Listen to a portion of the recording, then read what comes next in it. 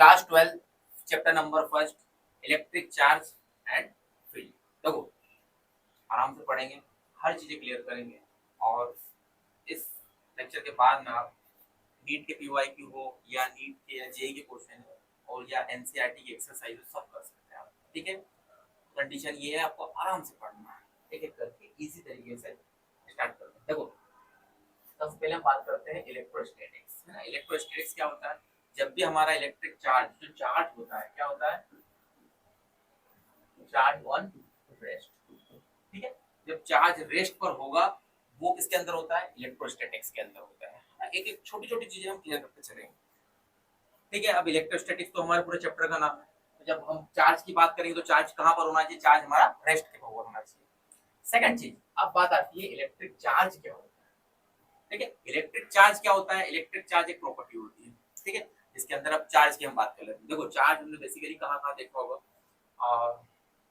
जब हम चलते हैं तो हमारी बॉडी के अंदर चार्ज जनरेट हो जाता है। हम किसी को टच करते हैं तो उसको ऐसा फील होता है कि कुछ करंट लगा। ठीक है, और देन आप एक बलून को आप, है ना, बुला के उसको सिर में आप रब करिए और आप उससे पेपर के पीसेस उठाइए तो वो भी उड़ जाएंगे, है ना, वो ट्रैक्शन हो जाएगा।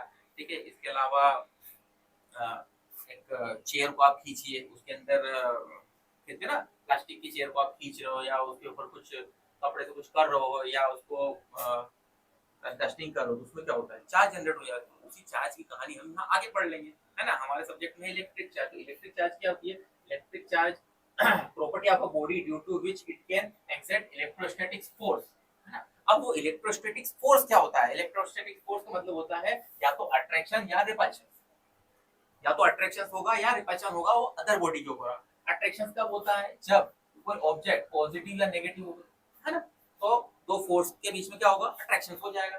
सेकंड चीज, रिपल्शन कब होता है? जब पॉजिटिव और पॉजिटिव रहते हैं या नेगेटिव और नेगेटिव रहते हैं तो क्या हो जाता है? रिपल्शन हो जाता है। ठीक है, अब चार्ज की कहानी के अंदर हम और घुसते हैं। ओके, न्यूक्लियस देखा है ना, सेटेलाइट, न्यूट्रॉन और प्रोटॉन, इलेक्ट्रॉन फुल, ये है। ठीक है, आउटर मोस्ट शेल में भी वो बनते जाते हैं ना, 2 8 जो भी बनता है। तो देखो ध्यान से, इलेक्ट्रॉन कितना होता है? चार्ज कितना होता है इलेक्ट्रॉन के ऊपर? नेगेटिव। प्रोटॉन के ऊपर पॉजिटिव और न्यूट्रॉन के ऊपर नो चार्ज। ठीक है, ये नो चार्ज वाली कहानी हो गई। चार्ज समझ में आ गया? अब देखो ध्यान से, चार्ज का डिस्ट्रीब्यूशन हम समझते हैं। चार्ज का डिस्ट्रीब्यूशन किस समझते हैं हम दो ऑब्जेक्ट ले लेते हैं। सपोज मान के चलो मैंने एक ऑब्जेक्ट ले लिया ये, और ये मैंने ऑब्जेक्ट ले लिया। इसके अंदर में मान के चलो आप, हाँ, 5 प्रोटॉन है और 5 इलेक्ट्रॉन। ठीक है, इसके अंदर भी क्या है? 5 प्रोटॉन है और 5 इलेक्ट्रॉन है। ठीक है, अब मैं क्या करता हूँ, है ना, ये इनिशियल कंडीशन हो गई। अब मैं क्या करता हूँ, यहाँ से कुछ इलेक्ट्रॉन को मैं ट्रांसफर करता हूँ। जैसे मैंने किया यहाँ पर 2 इलेक्ट्रॉन को मैंने ट्रांसफर कर दिया अनदर बॉडी। ठीक है, कंडीशन अभी सेम है हमारे पास में, कंडीशन सेम है। अब क्या हो गया, यहाँ पर कितना हो जाएगा आपके पास में? देखो यहाँ पर प्रोटॉन तो कोई चेंजेस होने ही नहीं वाला है। देखो हम एक बार ऐड कर लेते हैं, ये मैंने ऐड कर दिया। तो यहाँ पर 5 प्रोटॉन है और इलेक्ट्रॉन कितने हो जाएंगे हमारे पास में? 3 इलेक्ट्रॉन। 3 इलेक्ट्रॉन कहाँ चले गए? यहाँ पर चले गए। तो ये 5 प्रोटॉन मतलब यहाँ पर गए, मतलब 2 इलेक्ट्रॉन आ गए। ये इनिशियल है, फाइनल कंडीशन। तो यहाँ पर कितने हो जाएंगे? 5 और 2 कितने हो जाएंगे? 7। जिसको इलेक्ट्रॉन मिल गया, जिसको इलेक्ट्रॉन मिल गया वो क्या हो जाएगा? वो नेगेटिव हो जाएगा। ठीक है ना, एक्सिस इलेक्ट्रॉन मिल गया ना, तो वो क्या कहलाता है हमारे पास में? नेगेटिव। ठीक है, जिसके पास से गया तो चलेगा, ये क्या कहलाता है? हमारा पॉजिटिव। ठीक है, चीजें क्लियर हो रही है यहाँ से धीरे धीरे धीरे पूरा चैप्टर। ये थी इसकी कहानी कि दो इलेक्ट्रॉन अगर जा रहे हैं तो ये फर्स्ट वाला सिस्टम क्या हो जाएगा? पॉजिटिव, क्योंकि इसने क्या है? इसने क्या दिया? इलेक्ट्रॉन दिया है। इसने एक्सेप्टर है। ठीक है, ये डोनर बन गया, ये एक्सेप्टर बन गया। ठीक है, कहानी क्लियर है। अब हम बात कर लेते हैं इसके फार्मूले की बात करें, है ना। अब फार्मूला बेचारा कहाँ से निकल के आएगा, है ना। चलो डायमेंशनल फार्मूला भी हम कर लेते हैं। देखो आई, करंट की हम बात करते हैं, कर I is equal to Q upon T. यहाँ से हम फार्मूला लेते हैं, तो Q इक्वल टू कितना हो जाएगा, है ना, I करंट और T, ठीक है। अब इसका डायमेंशनल फार्मूला अगर मुझे बनाना है, डायमेंशनल फार्मूला तो क्या बनेगा, करंट, करंट की यूनिट क्या है, एम्पियर, है ना। एम्पियर मैंने लिख दिया क्या यहाँ पर, यहाँ पर मैंने छोटा सा एक मार्क कर दिया, क्या मार्क कर दिया, देखो ये तो आई थी और ये टी था, तो करंट की यूनिट क्या हो गई, एम्पियर, और टाइम तो हमारा है ही सही, तो टी, क्योंकि एम एल टी बनाना है तो हमारा फार्मूला क्या बन गया, M0 L0 T1 और A1। तो ये सिंपल सा कंसेप्ट था हमारा इलेक्ट्रिक चार्ज का। अब इसमें आगे बढ़ते हैं। देखो ट्रांसफर ऑफ इलेक्ट्रॉन, अभी हमने देखा था डायग्राम की, एक डायग्राम में से मतलब एक एक बॉडी के अंदर से दूसरी बॉडी के अंदर टू, है ना, इलेक्ट्रॉन हमारे ट्रांसफर हो, ठीक है। अब ध्यान देखो, अगर ट्रांसफर होता है इलेक्ट्रॉन, मतलब ट्रांसफर हो रहा मतलब रिमूव हो रहा है, मतलब वहां से निकल रहा है, तो रिमूवल ऑफ इलेक्ट्रॉन का मतलब क्या हो जाएगा वहां पर, डिफिशियंसी, ठीक है। इस ऑब्जेक्ट से यहाँ पर 5 प्रोटॉन और 5 इलेक्ट्रॉन थे, तो यहाँ पर डिफिशियंसी हो जाएगी, तो डिफिशियंसी जब भी आएगी तो उसको हम क्या बोलेंगे, पॉजिटिव। अब ये गेन कर लेगा, मतलब इसके पास में एक्सिस इलेक्ट्रॉन आ जाएंगे, एक्सिस इलेक्ट्रॉन मतलब नेगेटिव हो जाएगा, ठीक है, क्लियर है। हाँ, क्या आप यहाँ पर मास भी कम हुआ क्या, है ना, इलेक्ट्रॉन तो ट्रांसफर हो गए, अब इलेक्ट्रॉन अगर ट्रांसफर हो गए तो क्या मास भी होगा कि नहीं, क्यों नहीं होगा, मास भी ट्रांसफर होगा, मतलब यहाँ पर क्या हो जाएगा, हम मास के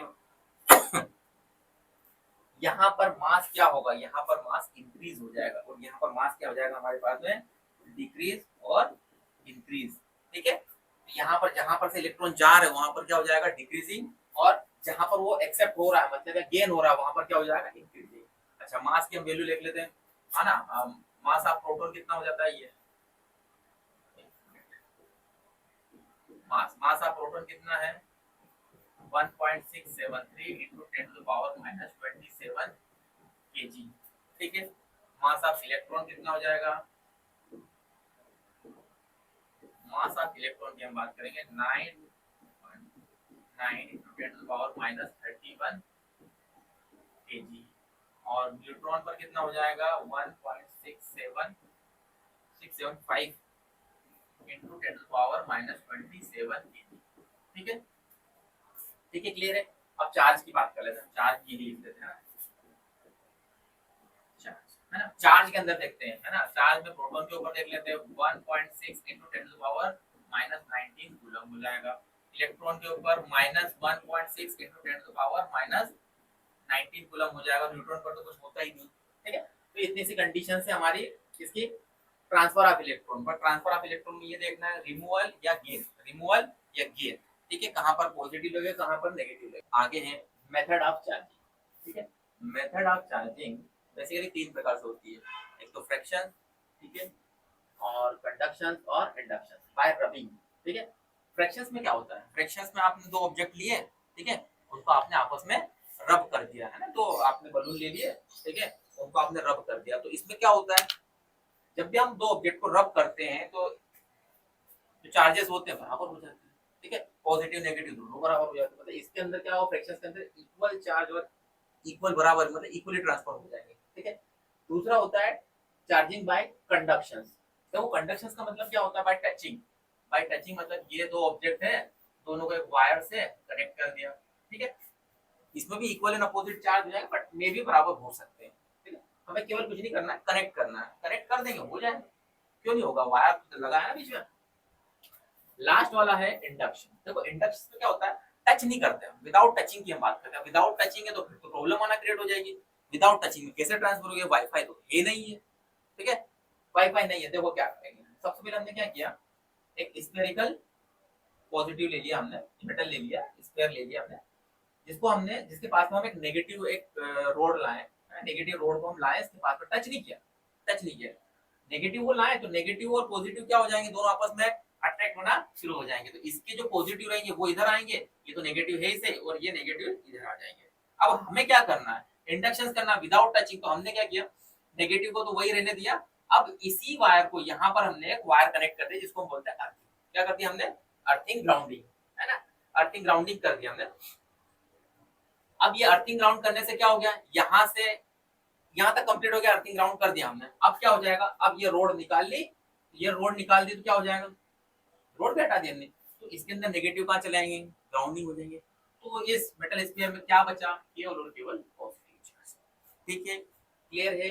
दोनों को कनेक्ट नहीं किया, पास पास में लाए तो पॉजिटिव इधर और नेगेटिव इधर हो जाएंगे, और नेगेटिव इधर, जिनको नेगेटिव हमने कहा कर दिया, ग्राउंडिंग कर दिया। ग्राउंडिंग करने के बाद में क्या बचा हमारे पास में, पॉजिटिव चार्ज। ठीक है, प्रॉपर्टी ऑफ इलेक्ट्रिक चार्ज। ठीक है, एक एक करके सारी समझ लेते हैं। देखो फर्स्ट वाली क्या बोल रही है, फर्स्ट वाली है हमारे पास में एडिटिविटी ऑफ इलेक्ट्रिक चार्ज, मतलब एल्जेब्रिक एडिशन। एल्जेब्रिक एडिशन का मतलब होता है, देखो चार्ज क्या हमारा स्केलर क्वांटिटी वेक्टर क्वांटिटी तो है ही नहीं, है ना। जैसे कि मान के चलो मैंने यहाँ पर 5 माइक्रोकूलम लिया है और एक चार्ज ले लिया मैंने -4 माइक्रोकूलम, इन दोनों को ऐड करेंगे तो 5 - 4 कितना हो जाएगा, 1 माइक्रोकूलम।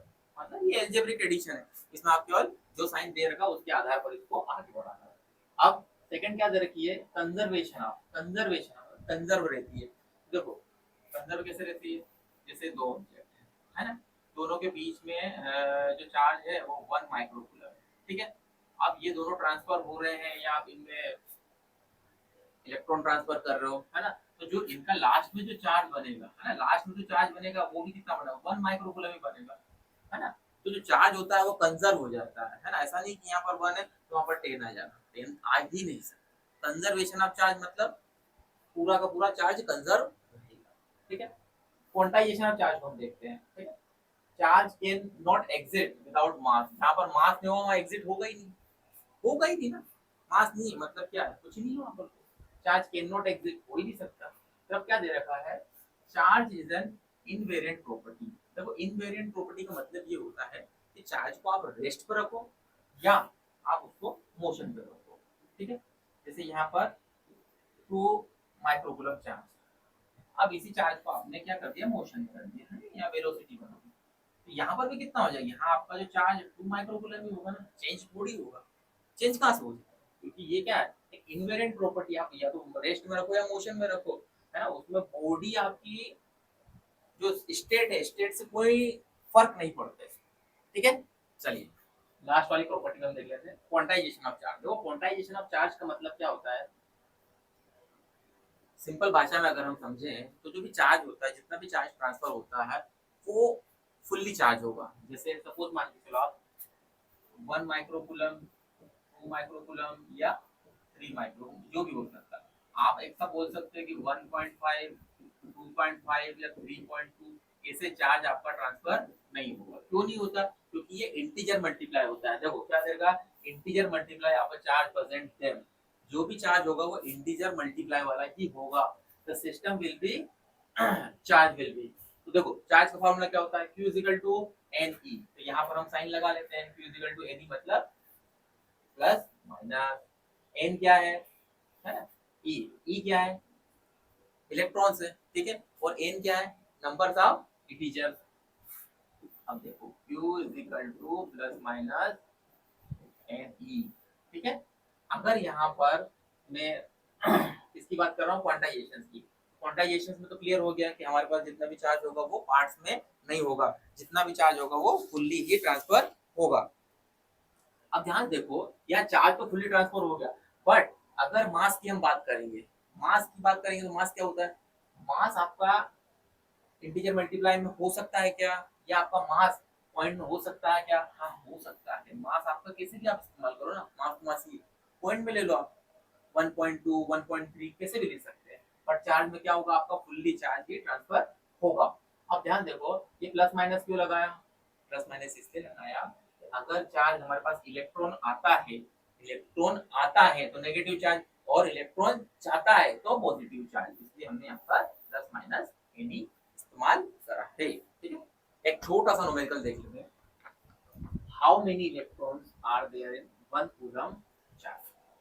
ठीक है, 1 कूलम चार्ज में कितने इलेक्ट्रॉन्स होते हैं, हमारा फॉर्मूला क्या है, Q is equal to Ne। ठीक है, Q कितना दे रखा आपको 1, N आपको निकालना है, E मतलब चार्ज की वैल्यू कितनी होती है 1.6 into 10 to the power minus 19, n को तो यही रहने दो, 1 डिवाइडेड बाय कितना हो जाएगा माइनस 90।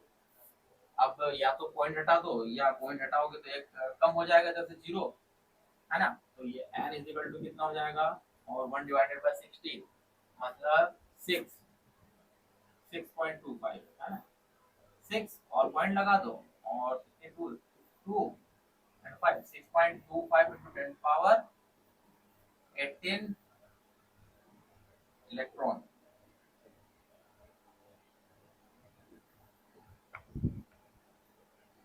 तो हमारा आंसर कितना आ गया, ठीक है, केवल और केवल क्रॉस मल्टीप्लाई है, वैल्यू रखना और आंसर निकालना, ठीक है।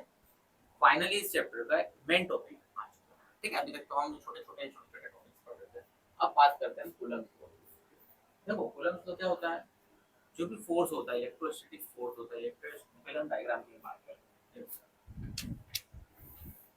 एक यहाँ पर हमारे पास चार्ज है, Q1 है, और यहाँ पर है। फोर्स की अगर बात करता हूँ, है ना, तो दोनों पॉजिटिव है, दोनों अपोजिट साइड में फोर्स लगाएंगे। तो जो इलेक्ट्रोस्टैटिक फोर्स होता है, तो जो फोर्स होता है electrostatic force is directly proportional to the product of magnitude, है ना, प्रोडक्ट ऑफ मैग्नीट्यूड। और सेकंड क्या होता है, and inversely proportional to the square of the distance between them, ठीक है। हम सोल्व करने की कोशिश करते हैं। डेफिनेशन तो क्लियर है कि force is directly proportional to product, product का मैग्नीट्यूड, प्रोडक्ट कौन है, Q1 Q2 है, और इनवर्सली प्रोपोर्शनल क्या है, उसकी दोनों की डिस्टेंस है। अब डिस्टेंस क्या हो सकती है, हमने r मान लिया, तो देखो ध्यान से, force is directly proportional to Q1 Q2 और force is inversely proportional to the r square, ठीक है। r स्क्वायर हो गया हमारे पास में। अब दोनों को ऐड करो आप, f is directly proportional to Q1 Q2 divided by r square, और डायरेक्टली प्रोपोर्शनल को आप हटाओगे तो यहाँ पर k लगाओगे, Q1 Q2 divided by r square. k क्या है यहाँ पर, k इज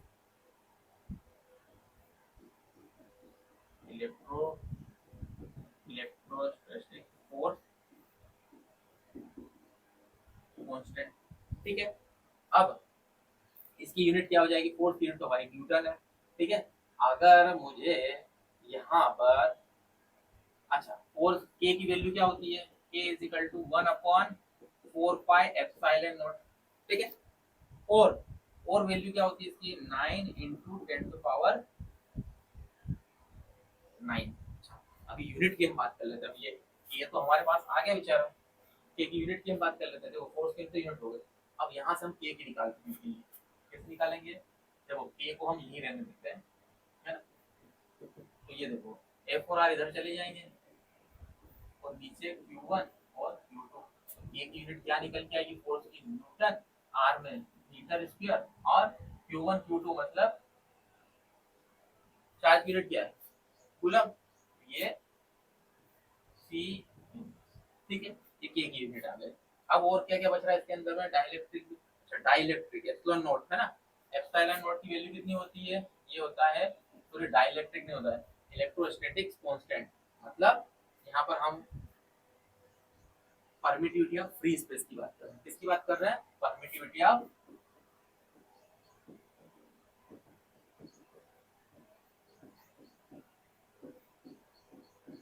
ठीक है, एप्सिलॉन नॉट की हम बात कर रहे हैं, ठीक है। अब एप्सिलॉन नॉट क्या हो जाएगा, एप्सिलॉन की यूनिट, अच्छा एप्सिलॉन नॉट की भी वैल्यू होती है 8.85 into 10 to power कितना होता है, 12। इसकी यूनिट निकालते हैं, इसकी यूनिट कैसे निकालते हैं, देखो इसकी यूनिट निकालने का तरीका, फॉर्मूला लिखना पड़ेगा आपको, F is equal to 1/4 pi epsilon naught Q1 Q2। कभी भी कोई भी यूनिट रखने की जरूरत नहीं है, निकालो आप, निकालते जाओ जब तक नहीं निकले। देखो इन दोनों की कोई यूनिट बननी नहीं है, तो एप्सिलॉन नॉट इधर ले जाओ, तो ये Q1 Q2 और ये F और ये R स्क्वायर, क्या बनी इसकी यूनिट, कूलम का स्क्वायर, है ना, अपॉन में फोर्स की न्यूटन और मीटर स्क्वायर, ऊपर ले जाओ, ठीक है। ये इतनी सी इसकी चीजें हैं, ठीक है, परमिटेड या फ्री स्पेस, और एक बार देख लीजिए आप भी, ज्यादा कोई खास किया नहीं है उसके अंदर, ठीक है। और बाकी तो इसमें आप डायमेंशनल फार्मूला आप बना सकते हो, है ना, डायमेंशनल फार्मूला आप कूलम्ब्स लॉ का आप बना लेना, ठीक है ना, ये आपके लिए होमवर्क में है कि डायमेंशनल फार्मूला, ये आपके लिए होमवर्क है, ठीक है। इतना कर दिया, केवल आप डायमेंशनल फार्मूला आपको बनाना है, ठीक है, क्लियर है। लिमिटेशंस, लिमिटेशंस ऑफ कूलम्ब आप कहाँ अप्लाई होगा, क्या लिमिट होगी, देखो सबसे पहले हम बात कर लेते हैं किसकी, only valid for point charge. ये क्या होता है, कूलम्ब फ्लो होता है, पॉइंट चार्ज के लिए ही वैलिड होता है, ऐसा नहीं कि आपने अदर चार्ज ले लिया है, डिस्टेंस ज्यादा ले लिया, ठीक है, एक पॉइंट चार्ज के लिए ही वो वैलिड होता है। सेकंड होता है रेस्ट चार्ज, रेस्ट चार्ज, अभी रेस्ट चार्ज अगर मोशन में तो इसका इस्तेमाल होगा क्या, नहीं होगा ना, कि दो चार्ज के बीच की डिस्टेंस फिक्स है ना, दोनों फोर्स लग रहा है, तो यहाँ पर क्या हो जाएगा, दूसरा क्या है, रेस्ट चार्ज के लिए। और तीसरा क्या है, only valid for a distance greater than few fermi, मतलब फर्मी मतलब 10 to the power minus 15 metre, इससे अगर ज्यादा होगी तो ही वहां पर, मतलब greater than, distance greater than, इससे ज्यादा डिस्टेंस होगी वहीं पर कूलम्ब्स लॉ अप्लाई होगा। अदरवाइज आप बोलोगे कि जैसे इनसाइड द न्यूक्लियस तो वहां होगा क्या, वैसे डिस्टेंस होता ही नहीं, तो इसके लिए मिनिमम डिस्टेंस होना चाहिए 10 to the power माइनस 15 से ज्यादा, अदरवाइज ये यूज नहीं हो पाएगा। अब हम देख लेते हैं Coulomb's law in vector form. तो वेक्टर फॉर्म में आता है कूलम्स लॉ की, अगर हम बात करेंगे तो डायरेक्शंस की बात है, सीधी सी बात है, ठीक है। आप देखो ध्यान से, डायग्राम बना लिया हमने, टाइम बच जाए इसलिए। देखो डायग्राम में हमने क्या किया यहाँ पर, है ना, एक एक्स एंड वाई प्लेन बना लिया, है ना, बीच में हमने दो पॉइंट ले लिए, ठीक है, कुछ इस तरीके से, एक पॉइंट यहाँ ले लिया, एक पॉइंट यहाँ ले लिया, दोनों को मिला लिया, दोनों को हमने डिस्टेंस पे आर कर लिया है, ठीक है। उसके बाद में ये r1 हो जाएगा, ये r2 हो जाएगा, इधर से फोर्स लगेगा F12, इधर फोर्स लगेगा F21, ठीक है। इस तरीके से केवल हमने डायग्राम को क्रिएट कर लिया यहाँ पर। अब देखो यहाँ हो क्या रहा है एक्चुअल में, फोर्स F12 है और F21 है, इसकी डिस्टेंस है r2, इसकी डिस्टेंस है r, और दोनों के बीच डिस्टेंस होगी r, ठीक है। अब ध्यान देखो आप, हमने इसमें क्या किया, हमने इसमें फोर्स अप्लाई किया, फोर्स Q2 बाय Q1, मतलब Q2 की बात करेंगे तो कौन फोर्स लगा रहा है, Q1, ठीक है। अब Q1 में फोर्स लगा तो फार्मूला क्या है हमारे पास में, नॉर्मल सा हमारा कि Q1 Q2, मतलब इधर लगा रहा है तो Q1 और Q2 अपॉन r स्क्वायर, ठीक है। फार्मूला कहां से लाए हम, कूलम्ब से ही लाए ना, ठीक है। देन ये क्या है, यूनिट हमारे पास वेक्टर्स आ गया ना, कूलम्ब लाइन वेक्टर फॉर्म, तो इसमें डायरेक्शन भी आएगी, विदाउट डायरेक्शन तो काम चलेगा नहीं, तो डायरेक्शन कौन सी आ जाएगी, आर, कौन फोर्स लगा रहा है, R1, तो जो फोर्स लगा था वो पहले, जिस पे फोर्स लगा था वो बाद में, तो हमारे पास क्या है, R12, ठीक है। अब फिर हमने क्या कर दिया, R12 को हम ये यूनिट वेक्टर को जैसे ओपन करते हैं तो मैग्नीट्यूड ऑफ, सिंपल सा उसी वेक्टर का मैग्नीट्यूड अपॉन उसकी वैल्यू, तो ये R12 हो गया और नीचे R12 सिंपल आ गया, ठीक है। अब देखो ध्यान से, ये जो R है ये किसके इक्वल में, R12 के इक्वल में भी है और R21 के इक्वल में भी, तो यहाँ R की हमने बेसिकली क्या रख लिया, इसलिए कि R रख लिया, है ना, R रखा। अब R क्या होगा, ध्यान से देखो आप, R12 की अगर मैं बात करता हूँ, R2 माइनस R1, और R1 निकालने जाऊंगा तो R1 माइनस R2 हो जाएगा, ठीक है, ये वाला फॉर्म। F21 कितना हो जाएगा, कि Q1 Q2 upon R cube, और ये R12 ये मेरा क्या हो जाएगा, R2 माइनस R1 हो जाएगा, ठीक है, ये R2 और ये माइनस R1 हो जाएगा, ठीक है। अब Q1 Q2 ये तो हमारा R क्यूब हो गया, मतलब यहाँ पर हमारे पास में वैल्यूज कंप्लीट हो गई, F21 निकल गया हमारे पास में, R2 माइनस R1। अब फोर्स किसके ऊपर लगा रहा, Q1 बाय Q2 पे, ठीक है, Q1 बाय Q2 की हम बात कर लेते हैं, तो दोनों ही फोर्स तो सेम ही होंगे, है ना, सेम कुछ नहीं होगा, बट दोनों ही फोर्स के डायरेक्शन के हिसाब से देखें तो माइनस साइन आ जाएगा, यहाँ पर माइनस साइन आ गया, मतलब इसी की वैल्यू को हम उठा के रख देते हैं, देखो बस साइन कहाँ चेंज होगा, आर R2 माइनस R1 की क्या हो जाएगा, R1 माइनस R2 हो जाएगा, ठीक है, और माइनस साइन की जगह यहाँ पर हमारे पास में वैल्यू चेंज हो जाएगी, तो हमारा फाइनल रिजल्ट कितना आ गया, R1 F12 equal to K cube 1 Q2 upon R cube, और R1 वेक्टर माइनस R2 का वेक्टर। आपको करना कुछ नहीं, बस केवल इसको अरेंज करना है, ठीक है, कूलम्ब लाइन वेक्टर फॉर्म बना के, डायग्राम बना के उसको कंप्लीट करना है, ये इसकी फाइनल रिजल्ट है ये वाला, और एक F2 के लिए, ठीक है, क्लियर है, छोटा सा कंसेप्ट, ज्यादा कुछ है नहीं इसके अंदर, ठीक। नेक्स्ट टॉपिक है हमारा डाइलेक्ट्रिक कांस्टेंट की, हम बात कर लेते हैं, एप्सिलॉन निकालते हैं उसके बाद की बात करते हैं। देखो क्या है डाइलेक्ट्रिक में, ध्यान देखना, डाइलेक्ट्रिक जो कांस्टेंट होता है वो क्या होता है, रेशो होता है, रेशो ऑफ टू चार्जेस होता है, या फोर्स इन वैक्यूम ले लीजिए और फोर्स इन मीडियम ले लीजिए, नहीं कोई सा मीडियम होता है, ratio of charge in a vacuum to force between the same charges in a medium. तो के हम डिनोटेड बाय देखो के से भी कर सकते हैं और एप्सिलॉन आर से भी कर सकते हैं।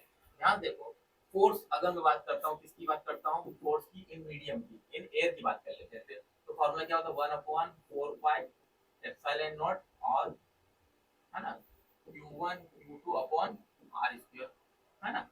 और रेशियो की बात करता हूँ तो अपॉन में कर लेते, मीडियम की बात करते हैं 1/4 पाई एप्सिलॉन नॉट की जगह एप्सिलॉन एम आ जाएगा ना, मीडियम आ गया, तो Q1 Q2 divided bye are square, ठीक है ना। ये सारी चीजें कट जाएंगी, ये कट गया, ये भी कट गया, ये भी कट गया, तो क्या बचेगा यहाँ पर, यहाँ हमारे पास में बचेगा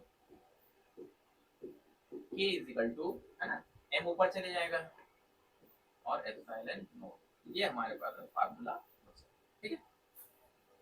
अब देखो ये क्या हो जाएगा, relative permittivity in medium upon relativity of in vacuum, इसको ये बोलते हैं रिलेटिव परमिटिविटी भी बोलते हैं, ठीक है, तो हम रिलेटिव परमिटिविटी बोल सकते हैं। अब देखो इसको हम क्या क्या बोल सकते हैं, इसको हम क्या बोलते हैं, epsilon R is equal to epsilon, ठीक है, कोई डिफरेंस नहीं है। अच्छा इसकी वैल्यू जो मीडियम आता है इसकी वैल्यू क्या होती है, एक कब होती है, जब एयर और वैक्यूम में होगा, किसके अंदर होगा, एयर एंड वैक्यूम, ठीक है। इंफिनिटी कब आती है, जब मेटल होगा, ठीक है। और 81 और 81 से 80.4 ये जब होती है, जब हमारे पास में ये वाटर के अंदर होगा, ठीक है।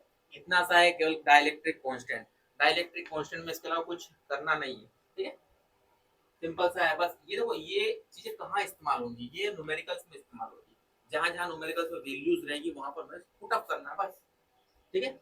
चलिए ग्राफ वाला क्वेश्चन कर लेते हैं, फोर्स और 1/r स्क्वायर के बीच में, ठीक, कूलम्ब लॉ का ग्राफ है सिंपल सा। तो वो क्या करेगा, graph between F versus 1/r square for the point charges, है ना, 4 माइक्रोकूलम -2 माइक्रोकूलम दे रखा है एंड 2 माइक्रोकूलम एंड 6 माइक्रोकूलम। देखो करना कुछ नहीं है, ग्राफ अगर समझना है आपको, देखो क्या होता है, F इज इक्वल टू, ध्यान देखना, ये Q1 Q2 upon R square, ठीक है। तो यहाँ ध्यान से देखो ये तो y मान लो, इसको हम क्या मान लेते हैं, mx, है ना, y is equal to mx। तो ग्राफ किसका कैसा बनना चाहिए, इसके अंदर ग्राफ बनना चाहिए हमारे पास में स्ट्रेट लाइन वाला, ठीक है। तो देखो ग्राफ बनाने के लिए अपन एक काम करते हैं, ठीक है, इधर फोर्स हो जाएगा, इधर कितना हो जाएगा आपका 1/r। ध्यान देखना आप क्या, देखो फर्स्ट वाला पॉइंट चार्जेस कितना, 4 × 2, दोनों को मल्टीप्लाई करो कितना हो जाएगा, माइनस साइन को हटा दो, 8, ठीक है, और इन दोनों को मल्टीप्लाई करेंगे तो कितना आएगा 12, ठीक है। अट्रैक्शन, ठीक है, उन दोनों के अंदर अट्रैक्शन, तो ये ऊपर अट्रैक्शन होगा और नीचे कितना होता है, रिपल्शन। अब ध्यान देखना, मुझे थीटा बनाना है, एंगल बनाना है, तो ज्यादा क्यों है नीचे वाला चार्ज, तो जो थीटा बनता है ना, जिसका स्लोप ज्यादा बनता है, जैसे ये स्लोप ज्यादा बन गया और जिसका स्लोप कम बना, बस कंडीशन यही है, स्लोप कम ज्यादा बनेगा, जिसकी वैल्यू ज्यादा, देखो 12 है, 12 है, कहाँ बनेगा ये, 12 में क्या हो रहा, अट्रैक्शन हो रहा है, नहीं हो रहा, क्या हो रहा, रिपल्शन हो रहा, तो रिपल्शन कहाँ बनता है हमारा, या तो एक काम करो, अट्रैक्शन रिपल्शन, तो एक काम करते हैं ना अपन रिपल्शन ऊपर, ठीक है, रिपल्शन ये ऊपर ही क्यों आता है, देखो एक मिनट, रिपल्शन ये अट्रैक्शन, रीजन क्या है, अभी बॉटम डाउन एक्स से वैल्यू माइनस नीचे आ जाएगा, मतलब नीचे वाली वैल्यू आ जाएगी ना, एक्स एक्सिस और वाई एक्सिस में हम देखेंगे, तो देखो 12 क्या है हमारे पास में, 12 है हमारा रिपल्शन है, तो रिपल्शन हम नीचे बनाने की, ऊपर बनाने की कोशिश करेंगे, ठीक है, ये हमने बना दिया, ये थीटा 2 हो जाएगा, है, और ये हो जाएगा हमारा थीटा, ठीक है, क्लियर है। ये किसका ग्राफ हो गया, 2 माइक्रोकूलम 6 माइक्रोकूलम, और ये किसका हो जाएगा हमारे पास में 4 माइक्रोकूलम और -2 माइक्रोकूलम, ठीक है, इस तरीके से अरेंज करना है, ठीक है। अब ये क्या हो गया यहाँ पर, थीटा 1 बेटर देन क्या रहेगा, थीटा 2, इसका मतलब क्या हो गया कि अगर आपका जो थीटा है ज्यादा है तो आपका स्लोप क्या होगा, ज्यादा जाएगा, और थीटा कम है तो स्लोप क्या हो जाएगा। ठीक है, क्लियर है। इस तरीके से ग्राफ आते हैं एग्जाम में, है ना, अटेंड कर पाएंगे, केवल हमें देखना वैल्यू मल्टीप्लाई करके आंसर हमारा आ जाएगा। चलिए एक अच्छा सा न्यूमेरिकल कर लेते हैं। देखो, two identical small conducting pole V1 and V2 are given -7 picofarad और +4 पिकोफैराड। पिकोफैराड है, यूनिटी है, ठीक है, 10 पावर -12 वाली। Charge is respective, they are brought in contact with the third identical pole E3 and then separated. The final charge on each ball, है ना, ये तो क्या हो गया, बॉल आपस में, है ना, अभी वाला केस हो गया। तो देखो ध्यान से, ये एक बॉल है और ये एक बॉल है, ये V1 है ना, और ये V2 है, -7 है, अभी पिकोफैराड नहीं लिख रहे हैं, ये 4 है।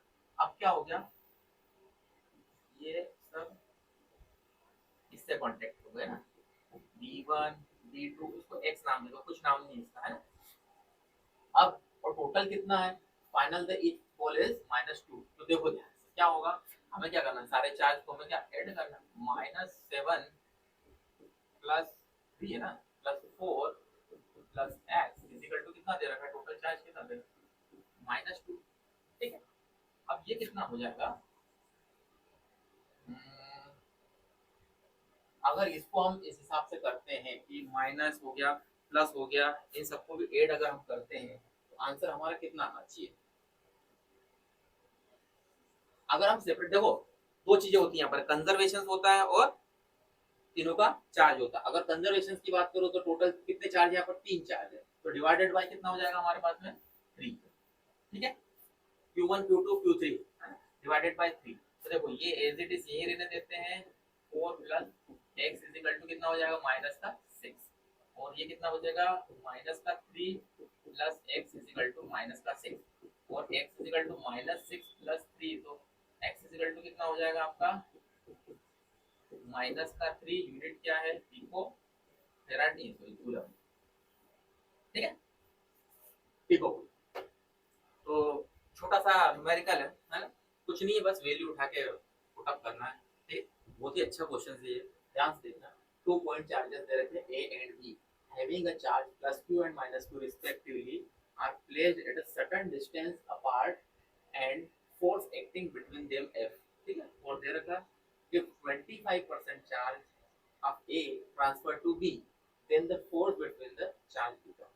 ठीक, अब ध्यान देखो, अगर मेरे पास में ये दो चार्ज है ना, एक को नाम दे दिया A और एक को नाम दे दिया B। चार्ज कितना हमारे पास में, +Q और -Q। ठीक है, कितना परसेंट चार्ज हो रहा होगा, ट्रांसफर कितना हो रहा, 25%, 8%, है ना। 25% कितना होता है, 1/4, है ना, 1/4 होता है। देखो इस क्वेश्चन को दो तरीके से करेंगे, एक सिंपल तरीके से करेंगे और एक प्रोसेस से करेंगे, है ना। सिंपल सा तो यूं आ जाएगा आंसर। तो देखो यहाँ पर +Q था, है ना, और तो इसमें से कितना गया, 25% दे दिया, मतलब कितना कम हो गया क्या में, Q/, ठीक है। इसके पास कितना हो गया, आया कितना है, 2/4। ये कितना हो जाएगा, इधर 4 जाएगा तो 3Q/4, इधर 4 -3 मतलब -3Q/4 आ गया, क्लियर। अब कूलम्ब का फॉर्मूला देखो, F डैश निकाल लेते हैं, F डैश, है ना, नया फोर्स निकालना ना। फॉर्मूला क्या है अपना, ये Q1 Q2 अपॉन में R²। अच्छा एक चीज, R तो दिया ही नहीं, मत दे, इससे क्या मतलब है। तो देखो K अपनी जगह, है ना, Q1 की वैल्यू कितनी है, 3Q/4, तो ये आ जाएगी 3Q/4। इसकी वैल्यू कितनी है, -3Q/4 और divided by R²। F dash कितना हो जाएगा, देखो 3 3 जा 9। अच्छा एक चीज बताओ, यहाँ पर माइनस साइन लेके क्या, माइनस साइन तो हमारा यहाँ पर इसके बीच में है ना, हम यहाँ पर माइनस साइन लेके क्या बताएंगे, कुछ नहीं बताएंगे। ठीक है, यहाँ पर माइनस साइन टूट जाएगा हमारा। ठीक, अब देखो ध्यान से, 3 3 जा 9, तो 9 और 4 4 जा 16, और क्या बचा, K Q Q और अपॉन R। ठीक है, 9/16, ये तो क्या है, एफ ही है, एफ का ही तो फॉर्मूला, तो ये हमारा आंसर। ठीक है, क्लियर है यहाँ तक। अब इसको शॉर्ट ट्रिक में विद इन 10 15 10 सेकंड में करेंगे। ठीक है, कैसा भी क्वेश्चन आ जाए, कितना भी ट्रांसफर करना है, कुछ नहीं करना। देखो हमें क्या निकालना, एफ डैश, तो जो रिमेनिंग है, रिमेनिंग परसेंटेज का स्क्वायर कर दो। क्या करना हमें, रिमेनिंग परसेंटेज का स्क्वायर कर दो, मल्टीप्लाई में फोर्स कर दो। अब देखो एफ डैश कितना हो जाएगा, रिमेनिंग कितना है, अच्छा इस चार्ज ने इस चार्ज को 25% दिया, मतलब 100 में से 25% दिया, कितना बचा, 75%। 75 डिवाइडेड बाय 100, इसका स्क्वायर कर दो। चलो क्या होगा, इधर कितना हो जाएगा 20, इधर कितना हो जाएगा 1, और इधर है ना, तो कितना हो जाएगा, कटेगा ना, 25 हो जाएगा ना, तो गलत कर दिया ना, कितना होगा 5 होगा ना।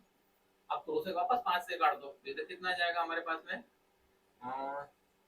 4, और इधर कितना जाएगा 3, 3/4 का स्क्वायर, और ये एफ, और 3 और एफ का 4 का स्क्वायर करोगे तो वापस कितना आएगा 9/16। ऐसे भी कर सकते हो, ऐसे भी कर सकते हो, जो आपकी इच्छा है ना, दोनों ही मेथड बता दिए, जो आपको उचित लगे। आंसर सबके सेम आना है। ठीक है, प्रिंसिपल ऑफ सुपरपोजिशन, देखो प्रिंसिपल ऑफ सुपरपोजिशन में होता क्या, जितने भी चार्जेस होते हैं उनका वेक्टर का सम होता है। ठीक है, चार्जेस जितने भी होंगे ना, जैसे कि अब यहाँ पर हम देखते हैं कि क्यू नॉट ले लिया मैंने, और इधर Q1 ले लिया, इधर Q2 ले लिया, और इधर Qn ले लिया, जितने भी चार्जेस है सब चार्जेस का आपको एफ नेट सम करना है। ठीक है, अगर आप एफ नेट एक चार्ज के ऊपर कौन कौन फोर्स लगा रहा है, ठीक है, तो अगर यहाँ पर क्यू नॉट है, देखो ये Q1 है, ये किसके ऊपर फोर्स लगा रहा है, मतलब इसकी फोर्स कितना हो जाएगा, एफ नॉट और 1 हो जाएगा।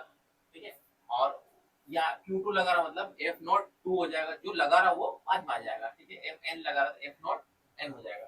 ध्यान देखो, हमें करना क्या नहीं, प्रिंसिपल ऑफ सुपरपोजिशन में सारे चार्जेस को हमें ऐड करना है। ठीक है, सब Q नॉट पे मिल रहे हैं, तो हमने क्या लिया यहाँ पर एफ, है ना, वेक्टर वेक्टर फॉर्म में वेक्टर निकाला, एफ 1 एफ 01 का वेक्टर ले लिया, एफ 02 का ले लिया, और कहाँ तक ले लिया, ये हमने एन तक ले लिया। ठीक है, एन मतलब आगे तक हम ले जाएंगे एन तक। अब करना क्या है, आपको एफ की वैल्यू रखना है बस केवल। ठीक है, एफ की वैल्यू कितनी होती है, के क्यू नॉट, देखो Q1 पर, अब अगर मैं 1 की बात करता हूँ, क्या है यहाँ पर, ये रहा हमारा 1। ठीक है, 1 पे कितना है, कौन फोर्स लगा रहा है, Q1 और Q नॉट हो जाएगा। ठीक है, तो Q1 Q नॉट मतलब Q0 और Q1 अपॉन में आर की डिस्टेंस कितनी हो जाएगी, आर के लिए हमारे पास में F0 और 1 मतलब 1 और 0 का स्क्वायर हो जाएगा, जो फार्मूला वही पुट करा है। और वेक्टर फॉर्म है, इसके लिए क्या हो जाएगा, यहाँ पर हमारे पास में यूनिट वेक्टर, यूनिट वेक्टर किसका होगा, R1 और 0। 1 कौन सा है, तो ये R1 है, और ये यहाँ पर इसका फोर्स लगा रहा, तो R1 किसके ऊपर लगा रहा, 0 के ऊपर लगा रहा, क्यों 0 हो जाएगा। एक तो ये चीजें हो गई।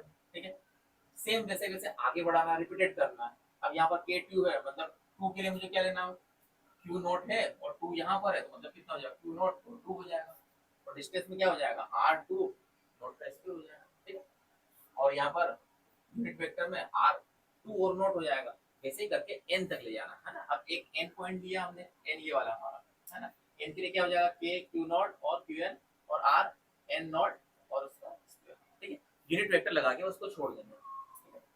एग्जाम में कभी आ सकता है, कभी आ जाए, कभी पूछ लिया जाए डेरिवेशन। ठीक है, तो देखो इसमें से k q बाहर निकाल लिया हमने, निकाल लिया, अंदर क्या बचा Q1 और R1 और 0 का स्क्वायर, और ये एज इट इज चलेगा। अब यूनिट वेक्टर को जब हम सोल्व करते हैं तो क्या होता है, मैग्नीट्यूड अपॉन उसकी वैल्यूज, हाँ कुछ ये तो गया है ना, यहाँ पर जो साइन आएगा वो कहीं का आएगा,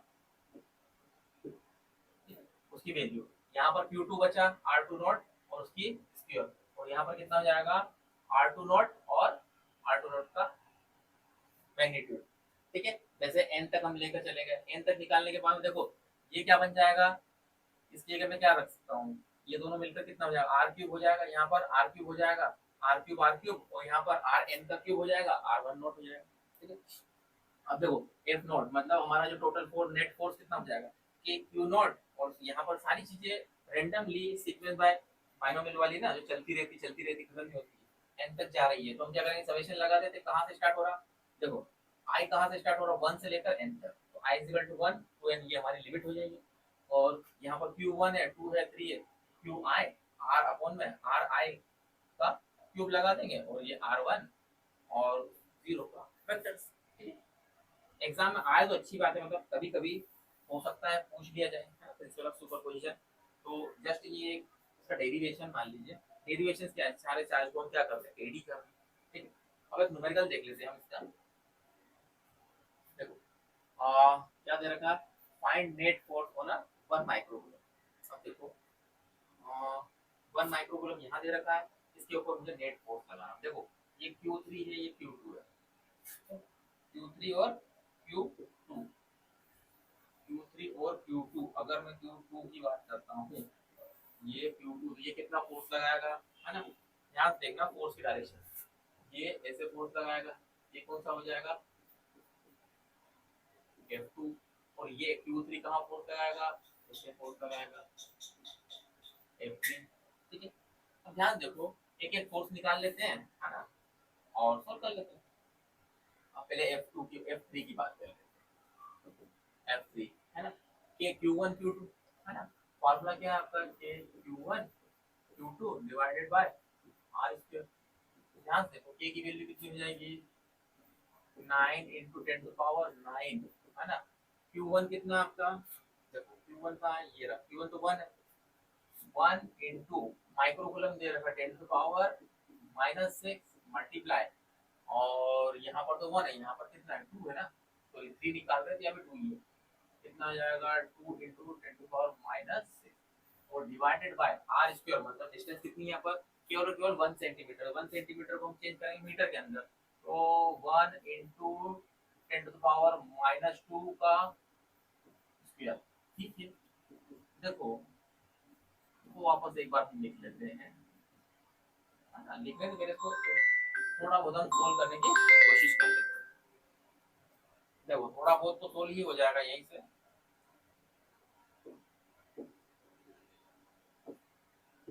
देखो ये क्या हो जाएगा, ये 9 है, ये 12 हो जाएगा, तो ऊपर कितना बचेगा, है ना, 12 हो जाएगा, -6 और 9 बचेगा 10 टू पावर -3 बच गया, है ना, और 9 टू जा 18, मतलब कितना बचा 18 into 10 टू पावर -3।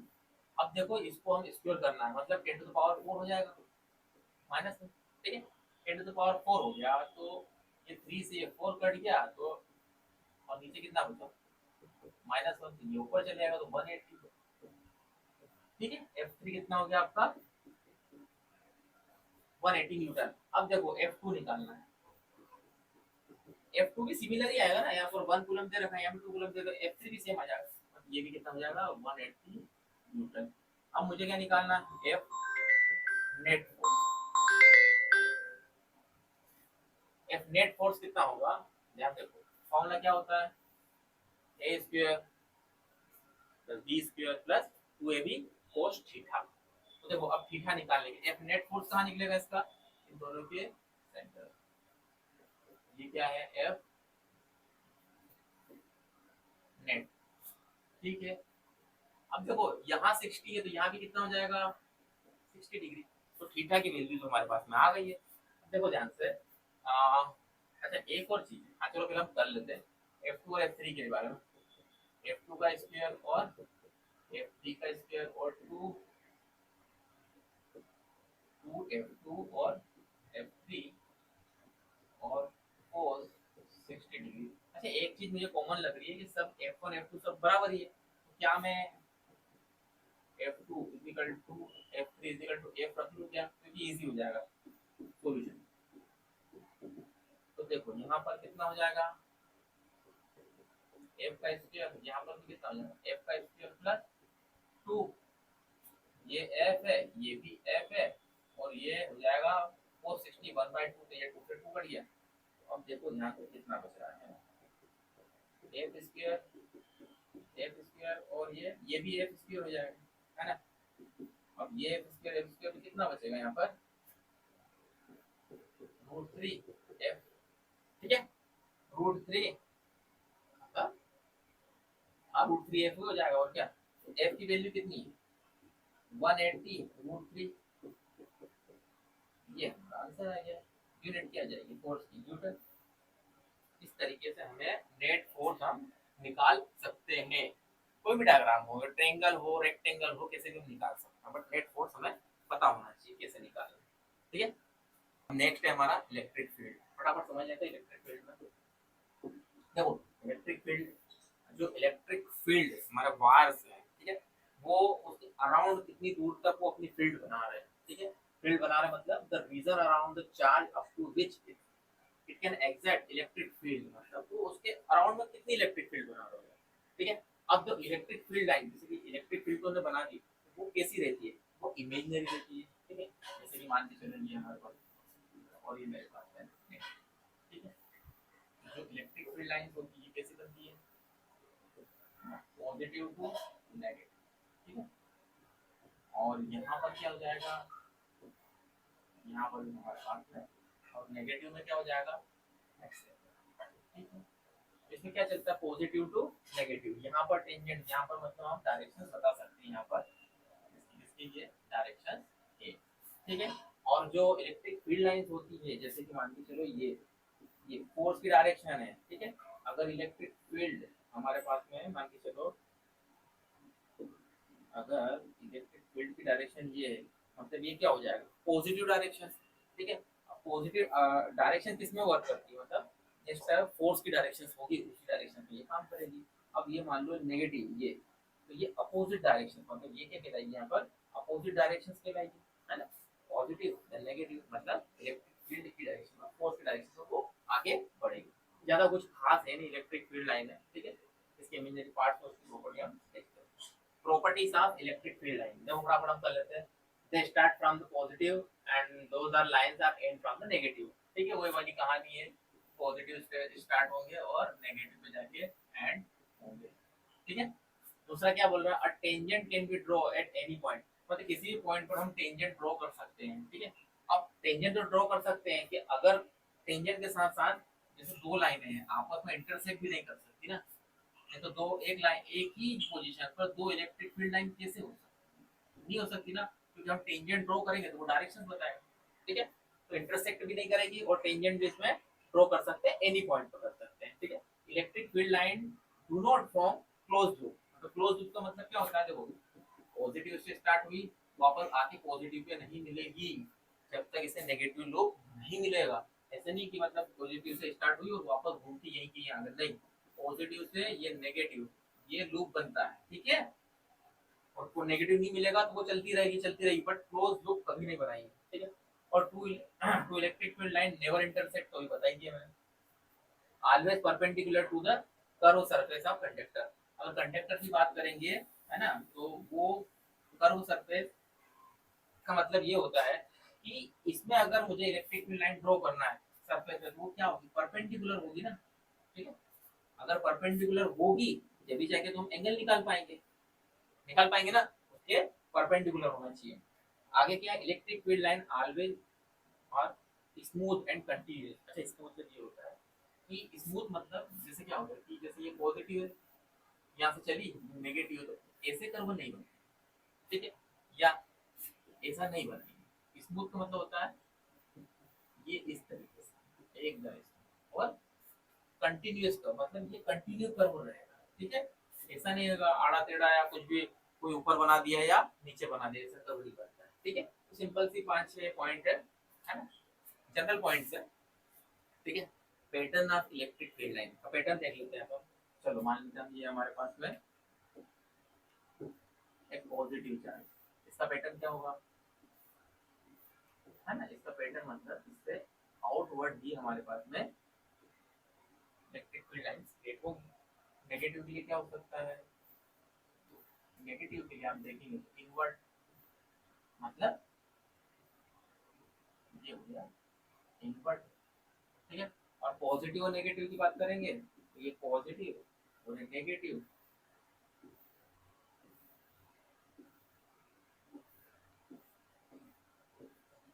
ये पॉजिटिव से आउटवर्ड और नेगेटिव से इनवर्ट। ठीक है, पॉजिटिव से आउटवर्ड और इससे इन्वर्ट होता जाएगा, ठीक है। और एक और पैटर्न देख लेते हैं, है ना, पॉजिटिव नेगेटिव तो हो गया, इन्वर्ट बीच में सेंट्रलाइज लाइन भी हो जाती है, वो भी बनाना है। अच्छा, दो पॉजिटिव आ जाएंगे तो देखो ये पॉजिटिव है और ये पॉजिटिव, ठीक है। इससे क्या होगा, देख पा रहे होंगे, सब क्या हो जाएगा, आउटवर्ड, सब आउटवर्ड, सब आउटवर्ड है। और बीच में जो इलेक्ट्रिक फील्ड हो जाएगी वो कितनी हो जाएगी, जीरो हो जाएगी। इसी पॉइंट को हम बोलते हैं न्यूट्रल पॉइंट। क्या बोलते हैं हम, न्यूट्रल पॉइंट, ठीक है। यूनिफॉर्म इलेक्ट्रिक फील्ड की हम बात करेंगे तो ये हमारे पास में यूनिफॉर्म इलेक्ट्रिक फील्ड, ठीक है। उसके तीन चार चार पांच पैटर्न है, ठीक है, आ सकते हैं, पूछे कभी पैटर्न बनाने के लिए तुम बना सकते हैं। इलेक्ट्रिक डाइपोल की हम बात कर लेते हैं। देखो इलेक्ट्रिक डाइपोल क्या होती है, एक डाइपोल होती है जिसके अंदर दो पार्ट्स होते हैं, माइनस क्यू और प्लस क्यू, डायरेक्शन में माइनस क्यू से प्लस क्यू होती है, ठीक है। इसको नाम दे देते हैं ए, इसको नाम दे देते हैं बी, ठीक है। सेंट्रलाइज आप मानोगे तो इसको पॉइंट को हम ओ नाम दे देते हैं, ठीक है। ये जो लेंथ होती है ये एल होती है और ये एल। डाइपोल क्या होती है, पॉजिटिव नेगेटिव पार्ट दोनों होते हैं, मतलब pair of two equal and opposite charges separated by the distance 2l, ठीक है। तो डिस्टेंस होती है, इसके ऊपर नेट चार्ज कितना होता है, ये होता है हमारे पास g, ठीक है। अब इलेक्ट्रिक डाइपोल मोमेंट क्या होता है, देखो इलेक्ट्रिक डाइपोल मोमेंट क्या होता है, इसी डाइपोल के मोमेंट की हम बात कर रहे हैं। ये क्या होता है, it is the product of magnitude, it is the product of magnitude, जिसे डिनोटेड हम करते हैं p से, है ना। और ये इलेक्ट्रिक डाइपोल मोमेंट एक वेक्टर क्वांटिटी होती है, तो p इक्वल टू कितना हो जाता है, अगर इसका फॉर्मूला बनाएंगे तो q और 2l, ठीक है। ये अगर वेक्टर फॉर्म में बनाना है तो q और ये 2l, इसकी यूनिट कितनी हो जाएगी, यूनिट आप देखोगे चार्ज की कूलम और इसकी मीटर, ठीक है। तो ये सिंपल सा इलेक्ट्रिक डाइपोल और electric dipole moment. Electric field due to dipole on axial point, देखो एक्सियल पॉइंट पे हमें इलेक्ट्रिक फील्ड निकालना है। बेसिक कंसेप्ट समझो आप पहले, देखो अगर मैं एक्सियल पॉइंट की बात करता हूँ तो एक्सियल पॉइंट कहाँ होता है, दोनों डाइपोल के बाद, ठीक है। ये हमने पॉइंट ले लिया पी वाला, डाइपोल पॉइंट ले लिया एक्सियल पॉइंट, ठीक है। दोनों डाइपोल ले लिए, माइनस क्यू और प्लस क्यू, दोनों की लेंथ कितनी होती है, 12 होती है, दोनों को आधा आधा हमने सेपरेट कर दिया, ठीक है। अब देखो ये यहाँ पर पॉइंट लिया है तो प्लस चार्ज है और माइनस चार्ज है, प्लस चार्ज के कारण इलेक्ट्रिक फील्ड किधर बनी, ठीक है। और प्लस उसके ही पास में तो माइनस के लिए जो इलेक्ट्रिक फील्ड बनी वो भी कैसी बनी, ये हमने पॉइंट ले लिया P, दोनों के बीच की डिस्टेंस तो एल एल है, ठीक है। तो O से P की जो डिस्टेंस वो कितनी हो जाएगी, R, ये हमने R मान लिया, ठीक है। अब ये जो एक्सियल पॉइंट लिया P से प्लस Q की डिस्टेंस कितनी हो जाएगी, ये L है और ये टोटल R है, तो R माइनस L कर लिया। और P से माइनस Q की डिस्टेंस कितनी हो जाएगी, ये है L है और ये R है, R प्लस, ठीक है। तो इसको हम सोल्व करते हैं। सबसे पहले हम इलेक्ट्रिक फील्ड निकालने की कोशिश करते हैं, हम निकालते हैं प्लस क्यू चार्ज के लिए, है ना, प्लस क्यू चार्ज के लिए। अच्छा, प्लस क्यू चार्ज के लिए फॉर्मूला क्या हो जाएगा, E इज इक्वल टू के क्यू, है ना, के क्यू अपॉन आर स्क्वायर, है ना, आर स्क्वायर करते हैं ना, तो के क्यू और आर कितना हो जाएगा, प्लस के लिए देखो आप यहाँ से लेकर यहाँ तक कितना हो जाएगा, आर माइनस एल का स्क्वायर, ये हो जाएगा आर माइनस एल का स्क्वायर, ठीक है। अब माइनस क्यू के लिए देखो, माइनस क्यू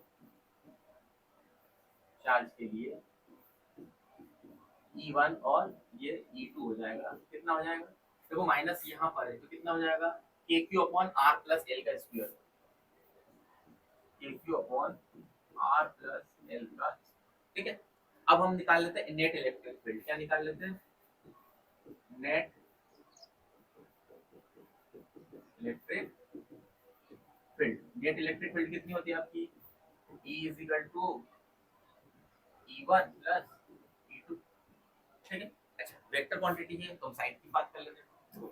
फर्स्ट वाला E1 किधर बनेगा, इधर बनेगा, मतलब AP, इसके लिए क्या हो जाएगी साइड अलोंग AP। बी वाले के लिए कितनी हो जाएगी, बी की भी इधर ही है, मतलब BP अलोंग बी और बी, ठीक है। साइड लगाना जरूरी है क्योंकि ये वेक्टर क्वांटिटी। अब ध्यान देखो E इज इक्वल टू हमें टोटल निकालना है, कितना हो जाएगा, E1 कितना है A Q upon R minus L का स्क्वायर, है ना। अच्छा, प्लस होगा माइनस होगा, है ना। प्लस और माइनस को भी देख लेते एक बार। देखो प्लस क्यू चार्ज है और माइनस क्यू चार्ज है, तो यहाँ पर जो चार्ज होगा वो हमारा कितना होगा, माइनस का होगा। माइनस कितना हो जाएगा आपका, A Q upon R minus L, दोनों जगह माइनस माइनस कर रहा हूँ क्या मैं, नहीं, आर प्लस एल, ठीक है। अब ध्यान देखो, दोनों में के क्यू कॉमन आ रहा है तो के क्यू कॉमन ले लेता हूँ, और यहाँ पर क्या बच जाएगा, आर माइनस एल, तो डायरेक्ट नहीं करते हैं, और ये minus one upon R plus L का, ठीक है। अब क्या करते हैं, है ना, इन दोनों को हम सॉल्व कर लेते हैं, इसका रूट निकाल लेते हैं, के क्यू, है ना, ये ऊपर आ जाएगा और ये इधर चले आएगा, है ना, ये ऊपर आ जाएगा तो इसका स्क्वायर कर लेते हैं अपन, है ना। और अच्छा, एक और स्टेप हम कर लेते हैं, डायरेक्ट स्क्वायर भी कर सकते हैं, तो R square plus L square plus 2RL, ठीक है। अब इसका माइनस का साइन यहाँ पर लगा दिया, ये जाएगा ऊपर, इसको भी हम स्क्वायर कर लेते हैं, R square minus sorry plus L square minus 2RL, ठीक है। माइनस को हम बाद में चेंज करेंगे, अपॉन में कितना हो जाएगा, आर माइनस एल, है ना, स्क्वायर दे रखा है, ठीक है, ये कितना हो जाएगा, 4 हो जाएगा। अच्छा, 4 होगा, 4 मत करो, डायरेक्ट इसको, है ना, ये फॉर्मूला बन जाएगा ए स्क्वायर माइनस बी स्क्वायर, तो आर स्क्वायर और एल स्क्वायर, तो आप स्क्वायर डायरेक्ट स्क्वायर कर दो, आप 4 कर दो, कोई दिक्कत नहीं है ना, वही आंसर आना है। इधर कितना हो जाएगा आपका, के क्यू, अब ध्यान देखो, R square L square plus 2RL minus को अंदर कर लेते हैं, तो R square minus L square और प्लस 2RL, ठीक है।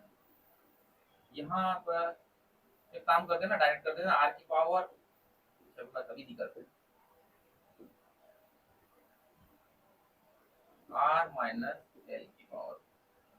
अब ध्यान देखो, जो जो चीजें कट रही है वो हम काट देते हैं, ये कट गया, ये कट गया, ये कट गया, ये कट गया, ठीक है। तो बचा कितना हमारे पास में, E इज इक्वल टू के क्यू, और यहाँ पर कितना बचा, 2 और 2 4RL डिवाइडेड बाय कितना बचा। अच्छा, अब यहाँ पर एक और कंडीशन अप्लाई करेंगे, तो एल की लेंथ बहुत छोटी है ना, एल बहुत ही छोटा है, तो क्या हम एल को हटा सकते हैं, क्योंकि आर की वैल्यू यहाँ पर बहुत ज्यादा है, देखो आर कितना बड़ा और एल है छोटा सा है, तो यहाँ पर आर हटा देंगे तो कितना हो जाएगा, यहाँ पर आर का आर की पावर 4 हो गया, एल तो बढ़ गया हमारे पास में।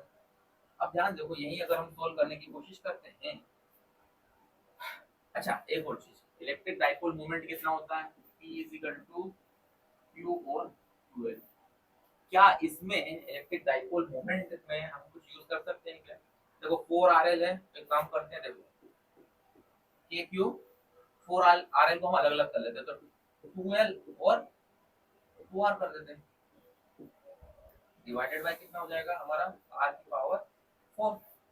अब देखो यहाँ पर ये जो वैल्यू है ये क्या बन गई, इलेक्ट्रिक डाइपोल मोमेंट बन गई थी, इसको हम क्या लिख सकते हैं यहाँ पर,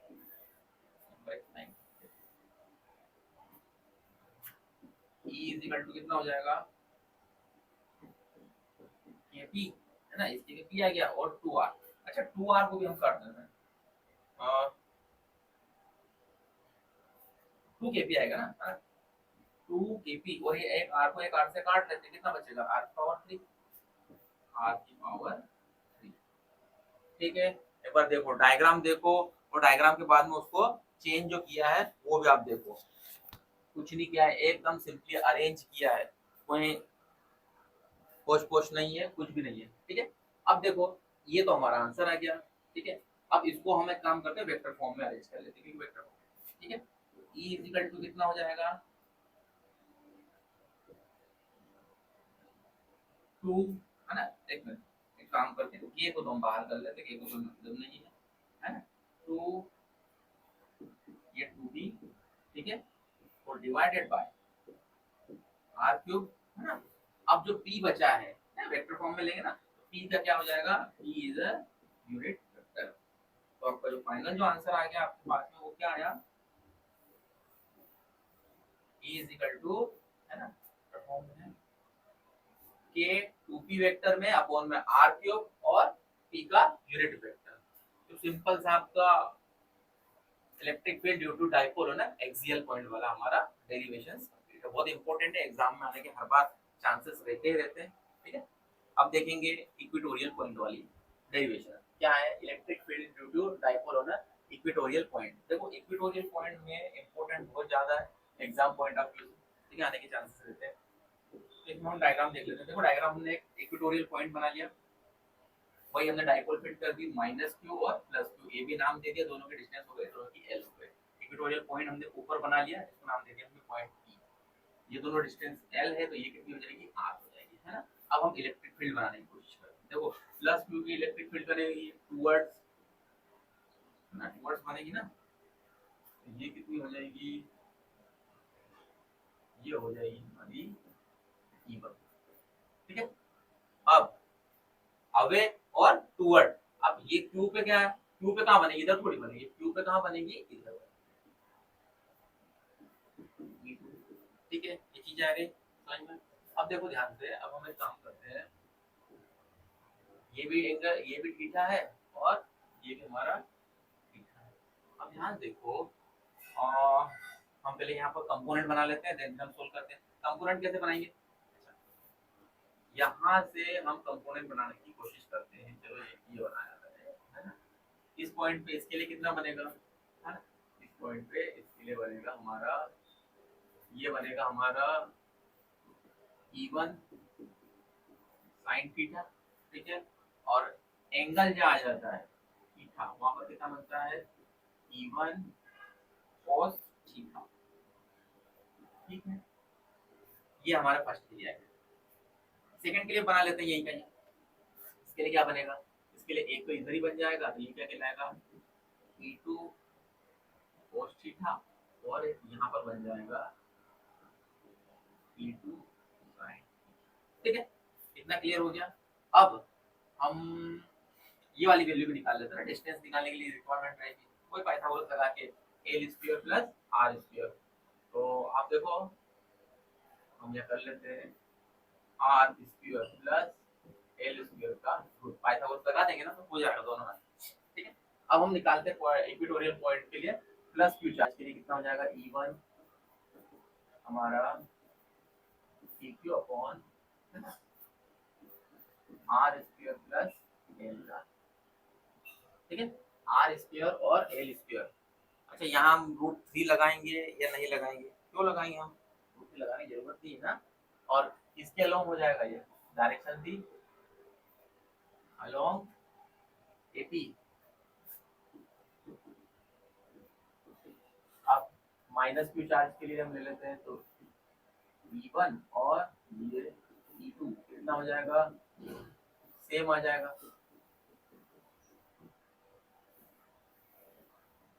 अलोंग PV। चलिए अब मैग्नीट्यूड निकाल लेते हैं नेट इलेक्ट्रिक फील्ड के लिए हम, E इज इक्वल टू, है ना, अब मैग्नीट्यूड इससे तो निकलेगा नहीं, कंपोनेंट से निकलेगा। तो देखो component up down, upper and down, upper में कितना है E1 sin थीटा और नीचे कितना है E2 sin थीटा, तो E1 sin theta minus E2 sin theta, ठीक है।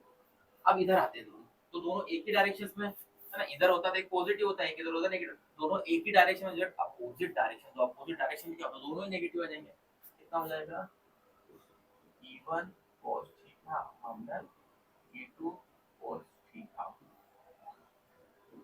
अब ध्यान देखो एक चीज समझ में आ रही है, E1 और E2 की वैल्यू सेम है, E1 is equal to E2 same आ रहा है ना, तो क्या मैं यहाँ पुट कर सकता हूँ, हाँ कर सकते हैं। E इज इक्वल टू कितना होगा, देखो E1 sin थीटा माइनस, यहाँ E1 कर देते हैं sin theta minus E1 cos theta minus E1, अब देखो क्या कर सकता है यहाँ पर, साइन थीटा दोनों के दोनों कट गए, तो क्या बचा, E is equal to mod में माइनस E1 और ये और, ठीक है। मॉड को हटाएंगे तो क्या हो जाएगा यहाँ पर E1 है ना, E1 और E1 की वैल्यू हम ले लेते हैं, क्या जाएगी, E1 कितना है E अपॉन R स्क्वायर और L स्क्वायर। अब देखो cos थीटा की वैल्यू निकालना है, cos थीटा की वैल्यू कितनी आएगी, b अपॉन h, बेस और हाइपोटेन्यूज, ठीक है। तो इसका बेस कितना हो जाएगा, L है डिवाइडेड बाय हाइपोटेन्यूज कितना हो जाएगा, देखो रूट में R square plus L square, इसमें ये ऐसा लिख सकता हूँ कि R square plus L square की पावर 1 अपॉन रूट हटा के, तो ये कितना हो जाएगा, R square plus L square की पावर हो जाएगी 1 अपॉन, अब इधर पावर कुछ नहीं है तो 1 मान लो, कितना हो जाएगा, दोनों पावर ऐड हो जाएगी 1 प्लस 1/2 मतलब 3/2, यहाँ पर कितना हो जाएगा 2 के 12 और अच्छा एक और चीज, चलो ये तो हम कर लेते पहले, R square plus L square की पावर 3/, अब क्या होगा, जो R है ये बड़ा है और L क्या है आपका छोटा है, तो R लेस देन तो ग्रेटर देन रहेगा, तो हम L को यहाँ पर निगलेक्ट करेंगे, तो E कितना आ जाएगा हमारा, E हमारा आ जाएगा, E को हम ले लेते हैं, ये लेवल लगा दिया, देखो 2QL P बन गया इलेक्ट्रिक डाइपोल मोमेंट, तो K P आ गया, तो पर और इधर R स्क्वायर बचेगा, तो देखो R स्क्वायर और ऊपर 3/2 है, तो देखो R स्क्वायर और कितना हो जाएगा बाहर 3/2, फिर 2 कट गया तो R का क्यूब हो जाएगा, क्लियर है। अब इसी को मुझे, ये तो हमारा फाइनल आंसर है, इसको वेक्टर क्वांटिटी में हम लिखेंगे तो कितना आ जाएगा,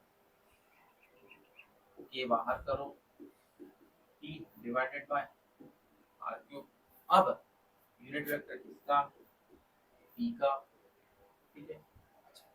या डायरेक्शन की मैटर, डायरेक्शन ही मैटर करता है, पता है क्यों करता है, रीजन आप ध्यान से देखो कि हमने निकाला cos थीटा से पूरा कंप्लीट करते हैं, ठीक है, ये तो जस्ट अपोजिट हो गया, बट ध्यान से देखो इलेक्ट्रिक फील्ड किस साइड बनी है, दोनों किधर बनी है, E1 और E2 दोनों किधर बना, एक ही डायरेक्शन में बना, बट ये अपोजिट डायरेक्शन में बना, और डाइपोल की जो डायरेक्शन है देखो -q से +q इधर की डायरेक्शन, मतलब इधर और इधर तो जस्ट अपोजिट बना, अपोजिट बनने के लिए जो साइन आता है वो आता है हमारा नेगेटिव, तो यहाँ देखो यहाँ पर नेगेटिव का, ये हो गया हमारा final derivations of electric field due to dipole on equatorial, ठीक है।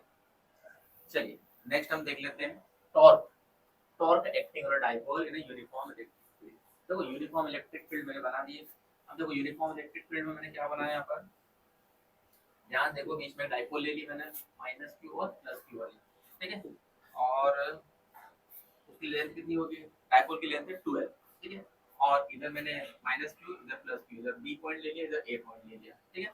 अब ध्यान देखो उधर +q चार्ज इधर -q चार्ज, तो फोर्स क्या लगा, तो फोर्स जब भी हम निकालते हैं इलेक्ट्रिक फील्ड का यूनिफॉर्म इलेक्ट्रिक फील्ड में, आप ध्यान देखो कितना हो जाएगा, E F/Q0 है ना, F Q0 को इधर मल्टीप्लाई करें F Q0 E बन जाएगा, तो दोनों एंड पर है ना डाइपोल एकदम रखी हुई है, इधर फोर्स इधर लगेगा और इधर फोर्स लगेगा, नॉन यूनिफॉर्म तो है नहीं कि अलग-अलग फोर्स लगेगा, एक जैसा लगेगा, तो F QE और F QE इधर लग जाएगा, ठीक है। ये हो जाएगा हमारा बेस, ये परपेंडिकुलर और ये हाइपोटेन्यूज, ठीक है, वैल्यू भी निकाल सकते हैं, देखो टॉर्क का फार्मूला क्या होता है, अच्छा टॉर्क होता है क्या है ना, इनिशियल जो हम फोर्स अप्लाई करते हैं ना, इनिशियली फोर्स अप्लाइड होना और इज अ टॉर्क, तो टॉर्क हो गया, इसमें क्या होता है परपेंडिकुलर डिस्टेंस हम लेते हैं और जो भी मैग्नीट्यूड ऑफ आइदर फोर्स उठा लेते हैं, तो फार्मूला क्या हमारा, मैग्नीट्यूड ऑफ आइदर फोर्स और परपेंडिकुलर डिस्टेंस, तो मैग्नीट्यूड ऑफ फोर्स तो फोर्स ही देगा F equal F into perpendicular distance कितनी, यही परपेंडिकुलर डिस्टेंस मतलब AC, ठीक है, एसी रख दिया है ना, ये इक्वेशन नंबर फर्स्ट मान लिया हम। अब ट्रायंगल को देखते हैं, क्योंकि अब मुझे निकालना क्या है यहाँ पर से, एसी निकालना है। ठीक है, एसी की बात करते हैं, तो साइन थीटा लगा देते हैं बेस, है ना। साइन थीटा कितना हो जाएगा, एसी अपॉन 12। देखो ये एसी अपॉन 12 है ना, ये परपेंडिकुलर और ये हाइपोटेन्यूज, बेस अपॉन 12 हो जाएगा, जिससे हमें एसी मिल जाएगा sine theta. AC is equal to कितना हो जाएगा, 12 साइन थीटा, और तो टॉर्क इज इक्वल टू ये वैल्यू हमने कहां पुट कर दी, इक्वेशन नंबर फर्स्ट में हमने पुट कर दी। तो एफ की जगह क्या हो जाएगा, क्यूई और 12 साइन थीटा। ठीक है, अब ध्यान देखो, ये क्यू और 12 इलेक्ट्रिक डाइपोल मोमेंट पी बनता है, तो पी लिख दिया, ई को एज इट इज रख दिया और यहाँ पर लगा दिया साइन थीटा। ठीक है, अब जैसे ही इसको हम वेक्टर फॉर्म में लेते हैं, तो वेक्टर फॉर्म में जैसे हम लेंगे तो क्या हो जाएगा, प्रोडक्ट लग जाएगा, तो पी ई क्रॉस और साइन थीटा हट जाएगा। ठीक है, ये हमारा फाइनल फार्मूला है, ये फार्मूला भी इस्तेमाल कर सकते हैं। अब देखो टॉर्क में बेसिकली क्या होता है कि अगर हम टॉर्क निकालते हैं तो मैक्सिमम और मिनिमम की बात करते हैं ना, मैक्सिमम कब होगा। अब देखो यार साइन थीटा मैक्सिमम कब होता है, 190 पे होता है ना। तो साइन थीटा मैक्सिमम कब होगा, मतलब टॉर्क का मैक्सिमम होगा जब थीटा हमारा 90 डिग्री होगा। और जीरो कब कब होता है, मतलब मिनिमम कब कब होगा, जब वो थीटा जीरो पे आ जाएगा या 180 पे आ जाएगा। जीरो पे 180 पे टॉर्क की वैल्यू जीरो हो जाएगी। ठीक है, तो सिंपल सा इतना सा कांसेप्ट है, torque acting on a dipole in a uniform electric field. Diagram बनाना है और डेरिवेशंस को चिपकाना है। ठीक है, नेक्स्ट हमारा डेरिवेशन है work done by rotating a dipole in a uniform electric field. देखो यूनिफॉर्म इलेक्ट्रिक फील्ड को जब रोटेट डाइपोल को रोटेट कराते हैं तो वर्क डन कितना होता है। देखो यूनिफॉर्म इलेक्ट्रिक बना लिया हमने, बीच में हमने डाइपोल को स्टेबलिश कर दिया, है ना। अब डाइपोल स्टेबलिश होने के बाद में एक आ जाएगा माइनस क्यू, एक रहेगा प्लस क्यू। ए भी नाम देना तो नाम दे दो, है ना। कितनी रोटेट हो रही है वो बीच में हम देखेंगे, तो ये डी थीटा के हिसाब से वो रोटेट हो रही है। ठीक है, अब देखो टोटल वर्क डन निकालना है, तो वर्क डन कितना हो जाएगा हमारा, dw is equal to torque और d थीटा, जो हमने थीटा लिया, थीटा के हिसाब से वो रोटेट हो रही है। तो dw is equal to tau की वैल्यू क्या होती है टॉर्क के लिए, pe sin थीटा। ठीक है, pe sin थीटा हमने यहां पर पुट कर दिए। ठीक है, अब वर्क डन निकाल रहे, कहां से कहां तक निकाल रहे हम, यहां से थीटा 1 से थीटा 2 तक की हम बात कर रहे हैं केवल। तो देखो थीटा 1 से, अब छोटा सा वर्क डन है तो वहां पर हम इंटीग्रेशन लगा देते हैं, है ना। छोटा इंटीग्रेशन, इंटीग्रेशन क्या मतलब, देखोगे आप रोटेट करो तो वहां पर हम विदाउट इंटीग्रेशन तो सोल्व नहीं कर पाएंगे ना, क्योंकि थीटा 1 और थीटा 2 दो वैल्यू आ जाएंगे, तो लिमिट भी लगेगी हमारे पास में। तो d थीटा मतलब dw हो जाएगा, और ये p sin थीटा थीटा, और थीटा कहां से कहां तक वर्क करेगा, थीटा 1 से थीटा 2 तक। ये हो गया, p का तो कोई मतलब नहीं, p बाहर कर लिया हमने, ये dw का w हो जाएगा, और अंदर क्या बचेगा, sin थीटा और d थीटा। sin थीटा का इंटीग्रेशन कितना होता है, माइनस cos थीटा। कितना होता है, माइनस cos थीटा। तो माइनस हमने बाहर पहुंचा दिया और cos थीटा और थीटा 1 थीटा 2 कर दिया। पहले अपर लिमिट देन फिर lower limit, p cos theta 2 minus cos theta 1। ठीक है, अब क्या बचेगा, अगर इसमें माइनस को अंदर मल्टीप्लाई करते हैं या माइनस को अंदर लेकर जाते हैं, तो थीटा 1 इधर आ जाएगा, ये बाहर आ जाएगा, तो ये माइनस हट जाएगा यहाँ से। p cos theta 1 minus cos theta 2, ये क्या हो गया हमारा फाइनल फार्मूला। ठीक है, अब इसी फार्मूले को अगर मुझे मैक्सिमम और मिनिमम बनाना है, तो वर्क डन मैक्सिमम कब होगा, जब थीटा की वैल्यू यहाँ भी 1 आ जाएगी और यहाँ भी 1 आ जाएगी। ठीक है, 1 आना चाहिए। अब 1 में कितनी आ सकती है, ध्यान देखो, अगर आप देखो तो मैक्सिमम कब है, जब थीटा की वैल्यू 0 मतलब cos 0 मतलब 1, cos 180 मतलब माइनस, है ना। 1 और 1 तो फाइनल कितना हो जाएगा, w is equal to 2pe, है ना। 2 आ जाएगा दोनों वैल्यू। मिनिमम तो आप देख लो 0 कब आ जाएगा, है ना। 90 पे रखो, जहां रखना है वहां रख सकते हैं। ठीक है, ये सिंपल सा हमारा एक छोटा सा डेरिवेशन था, rotating a dipole in a uniform electric field. ठीक है, एक छोटा सा डेरिवेशन और कर लेते हैं, potential energy stored in a dipole in a uniform electric field. देखो अभी हमने जो किया वो भी सेम ही था, बट इसमें क्या वाला डिफरेंस क्या है, जो लिमिट है आपकी उसमें थीटा 1 से थीटा 2 थी, यहाँ पर लिमिट चेंज करते थे हम, कितनी करते थे, π/2 से थीटा तक। ठीक है, π/2 से थीटा तक। ठीक है, क्योंकि यहाँ पर हम मुझे निकालना क्या, पोटेंशियल एनर्जी स्टोर्ड कितनी है। ठीक है, π/2 से थीटा तक मैंने चेंज कर दी। वही torque is equal to dq p sin theta, torque की वैल्यू रख दी मैंने, वर्क डन q2 π/2 से थीटा तक निकालना है। तो वही इंटीग्रेशन किया, π/2 से theta pe sin theta d theta, pe को बाहर लेकर आए, sin थीटा का इंटीग्रेशन कितना होगा, cos theta minus cos theta, sine लगा दिया, और p बाहर ये cos थीटा और upper limit and lower limit cos theta. cos π/2 कितना हो जाता है भैया, 0 हो जाता है, तो वो हट गया पूरी तरीके से। कितना बचा, pe cos थीटा। ठीक है, ये वर्क डन निकाला, और ये वर्क डन, यही वर्क डन जिसको हम बोलते हैं potential energy, u is equal to minus pe cos theta है, कुछ नहीं है, सेम रिपीटेड है। बस केवल एक बहुत अच्छा सा टॉपिक है इलेक्ट्रिक फ्लक्स। ध्यान देखो इलेक्ट्रिक फ्लक्स होता क्या है। इलेक्ट्रिक फ्लक्स का मतलब होता है जितनी भी इलेक्ट्रिक फील्ड लाइन होती है ये पास करती है ना। अब कोई भी सरफेस हो सकता है, परपेंडिकुलर हो सकता है या पैरेलल हो सकता है, तो जितना भी सरफेस एरिया है देखो इस सरफेस एरिया से कितनी इलेक्ट्रिक फील्ड लाइन पास हो रही है वो कहलाता है इलेक्ट्रिक फ्लक्स। ठीक है, ऐसा नहीं है कि उसके आउटर से भी पास हो रही है साइड से भी पास हो रही है, उसको नहीं, उसके इनसाइड कितनी इलेक्ट्रिक फील्ड पास हो रही है वो डेफिनेशन क्या है इसकी। It is the total number of electric field line passing perpendicular to the surface area और डिनोटेड बाय फाई। तो फाई से डिनोटेट करते हैं, phi phi is equal to कितना होता है vector E and vector A, मतलब डिपेंड किसके ऊपर करेगा, इसकी इलेक्ट्रिक फील्ड के ऊपर करेगा और उसके एरिया के ऊपर डिपेंड करेगा। ठीक है, डॉट प्रोडक्ट को हटाते हैं तो क्या आता है यहाँ पर हमारा cos थीटा। तो फाइनल फार्मूला क्या है इसका, phi is equal to E A cos theta, और थीटा जो है theta is the angle between E and A. अब देखो क्या होता है, ध्यान समझो। ये तो हमने देख लिया जितनी इलेक्ट्रिक फील्ड लाइन क्रॉस हो रही है। ठीक है, ये ये अगर परपेंडिकुलर एक हमारे पास कोई शीट दे रखी है, परपेंडिकुलर लाइन दे रखी है, तो इसमें एरिया वेक्टर कहाँ बनेगा। देखो यहाँ पर है इलेक्ट्रिक फील्ड, मान लो इधर ही डायरेक्शन में, मतलब इधर ही डायरेक्शन में, तो इसका एरिया वेक्टर कहाँ बना हमारा, ये बना हमारा यहाँ पर। ऐसा नहीं कि यहाँ बना दिया, सरफेस से नहीं बनाना। ठीक है, सरफेस से बना दोगे तो खत्म हो जाएगा, वही कंप्लीट हो जाएगा। तो यहाँ पर थीटा कितना बना आपका, थीटा बना आपका 0 डिग्री। ठीक है, आपको पैरेलल एक शीट दे दी है, ऐसी एक पैरेलल शीट दे दी। ठीक है, इलेक्ट्रिक फील्ड लाइन इधर है। ठीक है, इसका वेक्टर का इसका डायग्राम क्या है, ये बना हमारा थीटा जिसको बोलते हैं 90 डिग्री। ठीक है, यहाँ पर हम 90 डिग्री बना सकते हैं, बट ये नहीं बोल सकते हैं कि हम प्लेन पर या परपेंडिकुलर पर हम एकदम स्ट्रेट 90 डिग्री बना देंगे। वहां पर क्या बनेगा हमारे पास में 0 डिग्री। ठीक है, तो सिंपल सा कंसेप्ट इलेक्ट्रिक फ्लक्स अभी ये यूज होगा, तो फिर हम आगे देखेंगे। केवल फार्मूले पर फोकस करना, और जो हमारा एरिया वेक्टर बन रहा है वो कहाँ बन रहा है। ठीक है, ये हमारा नेक्स्ट टॉपिक है, बहुत ही इंपॉर्टेंट टॉपिक है exam point of view, Gauss law. देखो गॉस लॉ क्या होता है, गॉस लॉ एक क्लोज्ड सरफेस के ऊपर, मतलब क्लोज्ड सरफेस के इनसाइड हम बात करते हैं।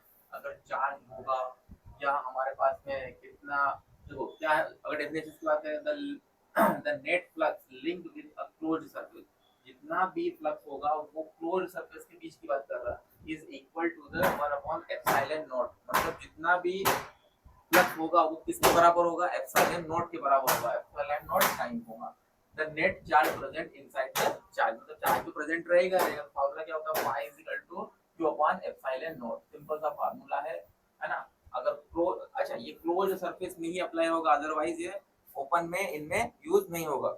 इसका एक और फार्मूला होता है phi is equal to integration of E और ds। ठीक है, इंटीग्रेशन ऑफ ds। अच्छा ds और इंटीग्रेशन क्यों लगाया मैंने, रीजन इसका ये है कि अगर क्लोज्ड सरफेस है तो यहाँ पर इंटीग्रेशन लगाते हैं, और क्लोज सरफेस में इंटीग्रेशन लगाते हैं तो वहां पर हम साइन क्या लगाते हैं, कुछ इस तरीके से लगाते हैं। ठीक है, ओपन होता तो इंटीग्रेशन ऐसा ही आ जाता है। यहाँ पर क्या हो जाएगा ई ds।